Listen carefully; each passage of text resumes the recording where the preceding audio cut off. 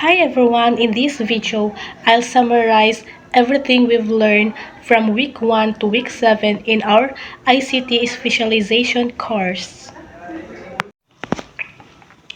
ICT or Information and Communication Technology plays a vital role in a society. It connects people, improves communications, and enhances industries like business, education, and healthcare.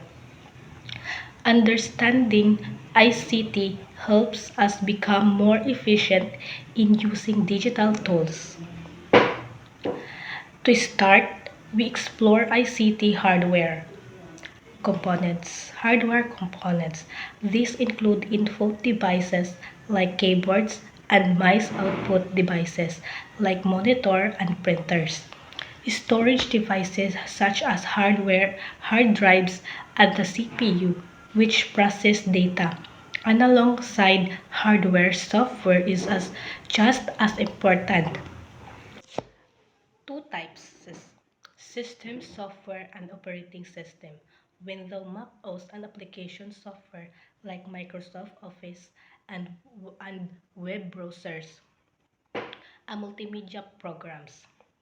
Speaking of applications, we learned the basic of Microsoft Word and Google Docs. These tools help us create and format documents, insert image, and collaborate online.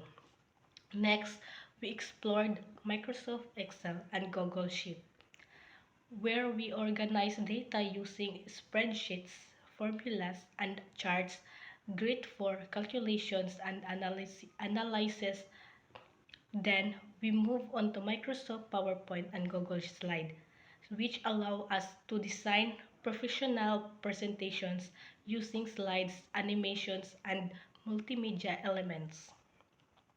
Finally, we integrate this tool. We can create reports in Word, analyze data Excel, and present our findings in PowerPoint. This combination both boosts productivity and communication in both work and education. ICT is everywhere, making life easier and work more efficient. Mastering this tool is essential for success in the digital age. Thank you for watching.